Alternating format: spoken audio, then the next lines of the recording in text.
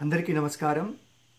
మూడవ అంతర్జాతీయ యోగా దినోత్సవం సందర్భంగా మీ అందరికీ మా సూక్ష్మయోగులందరి తరపున, ప్రపంచంలో నలుమూలలా ఉన్నటువంటి యోగుల తరపున మీ అందరికీ మా హృదయపూర్వక శుభాకాంక్షలు. ఈరోజు కొన్ని విషయాలు మాట్లాడుకుందాం. ఒకటి, యోగా అంటే ఏంటి అసలు, తర్వాత సూక్ష్మయోగా అంటే ఏంటి, సునీతమ్మ అంటే ఎవరు. ఇదివరకు మనం మాట్లాడుకున్నాం, కానీ మళ్ళీ ఒకసారి చిన్న క్లారిఫికేషన్ అనమాట. ముందుగా అసలు యోగా అంటే మనం ఆధునిక ప్రపంచంలో చూస్తున్నటువంటి యోగా చాలామంది యోగాసనాల వరకు మాత్రమే పరిమితమైందని అనుకుంటున్నారు. అదే కనిపిస్తుంది కూడా మనకి. కానీ నిజంగా చెప్పాలంటే యోగా ఆసనాల కంటే ఇంకా ఎక్కువ ఉన్నటువంటి ఒక పెద్ద సాంప్రదాయం. అది మన భారతీయ సంస్కృతిలో ఎన్నో వేల సంవత్సరాల నుంచి వచ్చినటువంటి సాంప్రదాయం. సో ముందుగా అసలు యోగా అనే పదానికి అర్థం ఏమిటి? యోగా అంటే యూనియన్, అంటే మనలో ఉన్నటువంటి ఒక శక్తిని తెలుసుకొని ఆ శక్తికి మనం అనుసంధానం అవ్వడం అంటే యూనియన్ అవ్వడం అనమాట. దాన్ని యోగా అంటారు. అది ఫస్ట్ స్టెప్. ఓకే, యోగా అంటే యూనియన్, అనుసంధానం దానికి.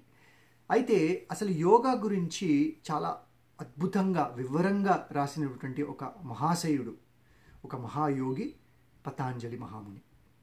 పతాంజలి మహాముని యోగ శాస్త్రాలు అనేటువంటి అద్భుతమైనటువంటి పుస్తకం రాశారు. అందులో మొట్టమొదటిగా ఆయన చెప్పే విషయం, మీరు అసలు రెండవ లైన్ చూస్తే అందులో ఏముంటుందంటే, యోగ చిత్త వృత్తి నిరోధ. అంటే యోగా అంటే చిత్తము అంటే మన మనస్సు, మైండ్ ఫీల్డ్ అంటారు, రైట్?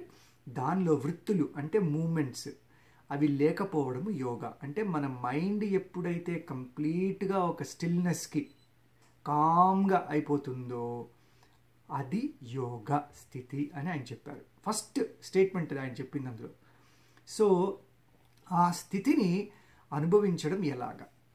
అయితే దానికి ఆయన 8 స్టెప్స్ చెప్పారు. 8 స్టెప్స్ అంటారు, 8 ఫోల్డ్ యోగా పాత్ అంటారు దాన్ని.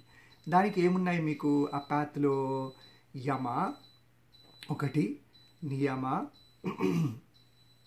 2, తర్వాత ఆసన, ప్రాణాయామ, ప్రత్యాహార, ధారణ, ధ్యాన, సమాధి. ఈ యమ నియమాలు ఏంటంటే మనం ఎలా ఉండాలి, సొసైటీలో ఉన్నప్పుడు మనం ఎలాంటి మారల్ ఎథిక్స్తో ఉండాలి.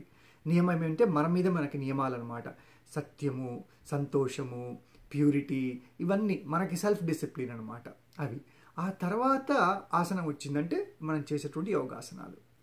దాని తర్వాత ప్రాణాయామం అంటే మన ప్రాణాన్ని రెగ్యులేట్ చేసుకోవడం, మన ప్రాణశక్తిని రెగ్యులేట్ చేసుకునేటువంటి బ్రీదింగ్ ఎక్సర్సైజెస్ అనమాట. ఆ తర్వాత ప్రత్యాహారం అంటే ఈ సెన్సెస్ మనం ఏవైతే ఉన్నాయో 5 సెన్సెస్, కర్మేంద్రియాలు, జ్ఞానేంద్రియాలు.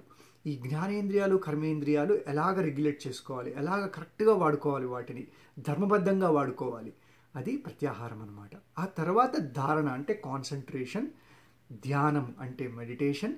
ఆ ఫైనల్గా ఇవన్నీ చేయగా మనిషి సమాధి స్థితికి రీచ్ అవ్వడమే యోగా యొక్క పరమార్థం. ఆ సమాధి స్థితి అంటే మీరేదో సమాధిలోకి వెళ్ళిపోయి ఇంకేదో ప్రపంచం తెలియనటువంటి స్థితి కాదు. సమాధి అంటే సమమైన బుద్ధి, అంటే ఈక్వానిమిటీ అనమాట. స్థిత ప్రజ్ఞత అని కూడా అంటారు కృష్ణుడు భగవద్గీతలో. ఆ స్థితికి చేరుకోవడమే యోగా యొక్క పరమార్థము. సో ఇవన్నీ చేస్తే మనం ఆ స్థితికి వెళ్తాము అని.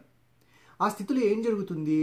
ఇవన్నీ చేయగా ఏమవుతాయంటే ఈ మనస్సు అనేది ఏదైతే ఉందో, ఈ కోతిలాగా బిహేవ్ చేసేటువంటి మనస్సు, ఆ మనస్సుని మనం కంప్లీట్గా కామ్ చేసేస్తే అప్పుడు మనలో ఉన్నటువంటి ఆ సూక్ష్మాతి సూక్ష్మమైనటువంటి ఆత్మతత్వం తెలుసుకోగలుగుతాం. దానితో అనుసంధానం అవడమే యోగా. కానీ అది అంత తేలిక కాదండి. ఎందుకంటే నేను కూడా ఇదివరకు ముందు యోగాసనాలు చేశాను, కొంత ధ్యానం చేశాను. అది ఏదో మనం ఒక టెక్నిక్ని పట్టుకుని చేస్తే వచ్చేది కాదు. టెక్నిక్ వల్ల మనకు కొన్ని లాభాలు ఉంటాయి. ఎస్, బాడీ స్ట్రెచ్ అవుతుంది, మసిల్ స్ట్రెచ్ అవుతాయి, కాస్త మైండ్ రిలాక్స్ అవుతుంది, అంతవరకే. కానీ అసలు యోగా యొక్క పరమార్థాన్ని పూర్తిగా తెలుసుకుని ఆ సమాధి స్థితిని అనుభవించగలగడం అసాధ్యమైనటువంటి విషయం మనం చేయడం ద్వారా. దానికే మనకి కొంత గొప్ప గురువులు కావాలి.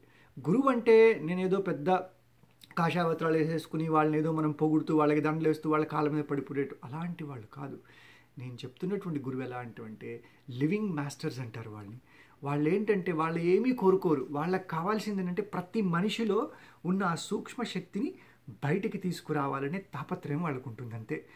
దానికోసం వాళ్ళని దహించేసుకుంటుంటారు. వాళ్ళు లివింగ్ ఏన్షియంట్ మాస్టర్స్, అష్టావక్రులు లాంటి వాళ్ళు, ఆదిశంకరాచార్య లాంటి వాళ్ళు, ఇలాంటి మహాయోగులు అలాంటి ప్రక్రియలు చేసేవాళ్ళు. అలాంటి గురువు మనకి లభించడం చాలా అదృష్టం. అది నా జన్మలో అదృష్టంగా భావిస్తాను. సునీతమ్మ అలాంటి గురువు నాకు దొరకడం. సునీతమ్మ యొక్క గొప్పతనం ఏంటంటే ఆవిడ టెక్నిక్స్ చిన్నవి చెప్తారు. సూక్ష్మక్రియలు మీరు అందరు చేసి ఉంటారు. ఆ సూక్ష్మక్రియలుతో పాటు తనలో ఉన్నటువంటి ఆ వైబ్రేషన్స్, ఆ ప్యూర్ వైబ్రేషన్స్, ఎందుకంటే తను ఆ స్థితికి చేరిపోయారు. 24/7 365 days ఇయర్ సమాధి స్థితిలోనే ఉంటారు ఆవిడ. ఆ సమాధి స్థితిలో ఉన్నటువంటి వాళ్ళ దగ్గర మనం ఉన్నప్పుడు ఏమవుతుందంటే మనలో ఉన్నటువంటి ఈ మైండ్లో ఉన్నటువంటి కామ, క్రోధ, లోభ, మోహ, మద, మాత్సర్యాలు అవన్నీ అలా ఒక లేయర్ బై లేయర్ తొలగిపోతుంటాయి. అవి తొలగిపోతూ ఉన్న కొద్దీ మనలో ఉన్నటువంటి ఆత్మ ఒక తామర పువ్వులాగా విచ్చుకుని మనం దాన్ని చూసి ఆనందపడతాం. అది జరిగే ప్రక్రియ. ఒక గొప్ప గురువు, ఒక మాస్టర్ అనండి. ఇన్ఫ్యాక్ట్ సునీతమ్మ గొప్పతనం ఏంటంటే ఆవిడ ఏ రోజు నేను గురువు అని చెప్పుకోరు, నేను ఒక యోగిని, యోగాచారిని ఏది చెప్పుకోరు ఆవిడ. నేను మీకు ఫ్రెండ్, మీరు నా దగ్గరకు వస్తే నేను మీకున్న లేయర్స్ క్లియర్ చేసేస్తాను, మీరు ఆత్మానుభూతి పొందుతారు. అది ఎంత సింపుల్ ప్రక్రియ మీరు చాలామంది అనుభవించిన వాళ్ళు చూశారు. సమాధి స్థితిలోకి తీసుకెళ్ళిపోతారు. ఈ యమానియమాలన్నింటినీ దాటేసి 7 దాటేసి 8 ఉన్నటువంటి ఆ సమాధి స్థితిని తక్కువ మనకి అనుభవించినట్టు చేస్తారు. ఆ స్థితిలో మనకి ఏమవుతుందంటే మీరు అందరూ అబ్జర్వ్ చేశారు, చక్కగా రెస్ట్ అయిపోతుంది బాడీ, మైండ్ అంతా కామ్ అయిపోయి లోపల సెల్స్ అన్నీ, మనలో ఉన్నటువంటి కణాలన్నీ పువ్వుల్లా విచ్చుకుంటాయి. హెల్త్ చక్కగా అయిపోతుంది. అందుకనే మొట్టమొదటి ఆరోగ్యం వచ్చేస్తుంది. 2 ఆనందం, అంతులేని ఆనందం మీరు అందరూ అనుభవించి ఉంటారు. నెక్స్ట్ డే మీరు సమాధి స్థితి నుంచి వచ్చేసి నెక్స్ట్ డే పొద్దున్న సునీతమ్మ సూక్ష్మ ధ్యానం నుంచి బయటకు వచ్చిన తర్వాత అంతులేని ఆనందం, ఏదో ఎనర్జీ వచ్చేస్తుంది మీకు. ఆ శక్తి ఎక్కడి నుంచి అంటే ఆత్మశక్తి. అది ఆత్మశక్తి అన్నమాట. తర్వాత మీకు ఏమవుతుందో ఒక ఆత్మీయత, మీకు ఎవరితో ఏ ప్రాబ్లమ్స్ ఉండవు, ఏ కాన్ఫ్లిక్ట్స్ ఉండవు. అందరూ చక్కగా మీతో పాటు కలిసిపోయి మీరు వాళ్ళతో కలిసిపోయి ఉంటారు. ఆరోగ్యం, ఆనందం, ఆత్మీయం. ఇంత సులువైన మార్గము ఎక్కడ చూడలేదండి. నేను నిజంగా చెప్తున్నాను. నేను ఎన్నో రీసెర్చ్లు చేశాను. అందరూ టెక్నికల్ చెప్తున్నారు, అదంటున్నారు, ఇదంటున్నారు. కానీ మీకు ఆ ఎక్స్పీరియన్స్ ఇవ్వగలిగేవాడు రియల్ గురువు అండి. ఆ ఆత్మ అనుభవాన్ని మీకు ఇవ్వగలగాలి. అది యోగా యొక్క పరమార్థం. సో ఈరోజు నేను మీ అందరికీ చెప్పేది ఏమిటంటే అలాంటి గురువుని వెతుక్కోండి. ఒకవేళ సునీతమ్మ లాంటి మహాగురువులు మీ దగ్గర ఉంటే అలాంటి వాళ్ళని ఆశ్రయించండి. యోగా యొక్క నిజతత్వాన్ని తెలుసుకోండి. యోగా యొక్క నిజతత్వం సమాధి స్థితికి చేరుకొని మీ మైండ్ని చక్కని స్టిల్నెస్లోకి వెళ్ళి ఆ ఆత్మానుభూతిని పొందడం. ఆత్మానుభూతి పొందిన తర్వాత మిమ్మల్ని ఆత్మే డ్రైవ్ చేస్తుంది. ఈ మైండ్ బ్యాక్ సీట్లో ఉంటుంది. కానీ మన జీవితంలో ఏం జరుగుతుందంటే మైండ్, ఈ కోతి లాంటి మనసు ఫ్రంట్ సీట్లో కూర్చుంటే మన జీవితాలు ఎలా ఉంటాయి చెప్పండి? కోతి బస్ డ్రైవ్ చేస్తే ఏమవుతుంది? ఎక్కడికి వెళ్తుందో తెలియదు ఆ బస్సు. అలా ఉన్నాయి మన జీవితాలు ఇవాళ.